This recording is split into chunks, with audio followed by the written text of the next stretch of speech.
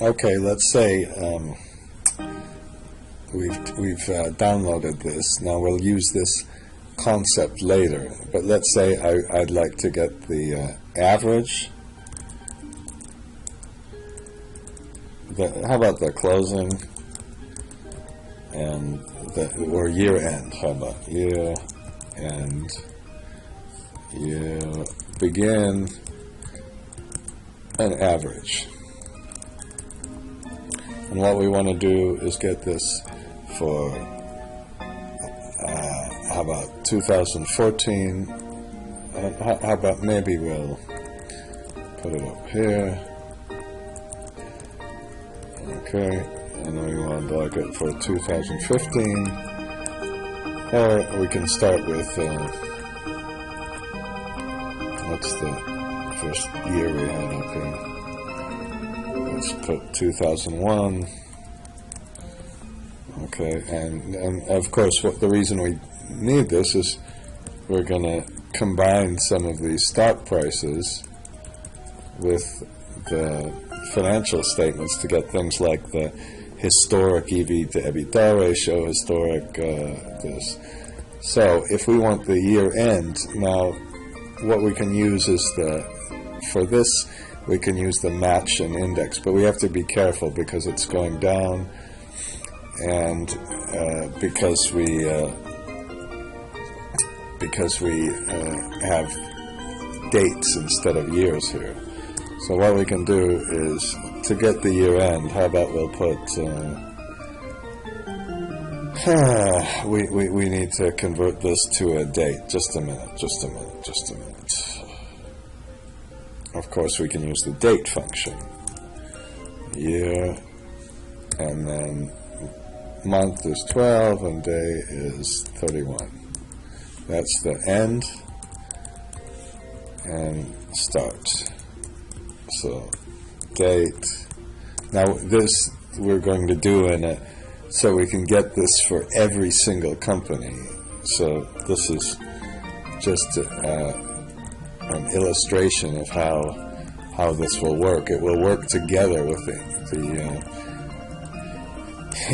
indirect command. So now if we want to do this, we're going to match the end date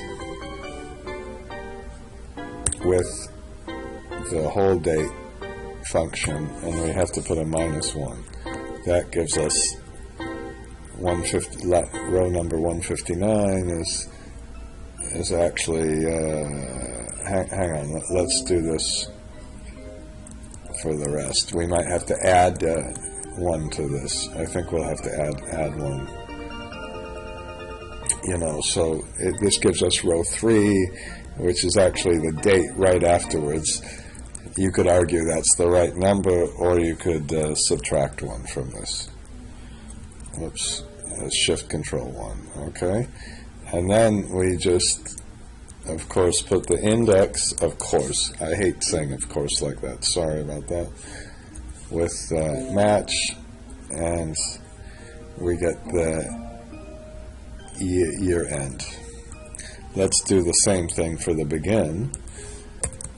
This time we match the start date against all of our dates, and we put -1 again, and we can try this. So let's try row number 15 for 2014.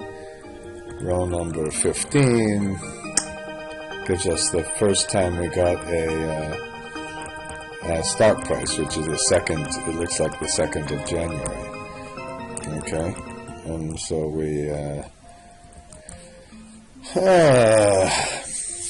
we'll use the index, and we'll click on this one, right? And we get this. Now to get the average, that's the tricky one. Okay. Here's what we need. We need whenever this, so let's put a greater than or equal to this one. Whoops. Okay.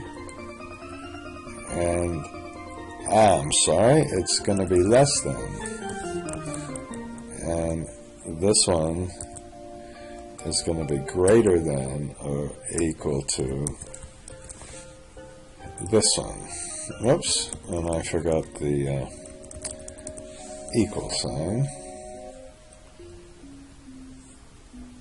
Okay. Okay, and then we get all of these. Now we can't use this, unfortunately we can't use the average if, we have to use the average if S. And that says, well, take the name, and then take criteria 1. It's not the criteria range 1, which is the date always. And let's say it's got to be, let's use this one first. It's got to be greater than that. And then let's take criteria 2. And there. Oops. And I hope we have this. Let's test this. 12.72 should be 2014 average, and let's just take this one. Okay. Oops. 12.72. Okay. So that's how we can get the average. Now, what I'm going to do is, because I'm probably going to forget this, I'm going to save this, and I'll call it, let's call it a macro-enabled workbook just in case, and we'll put stock summary. I don't know what to call it.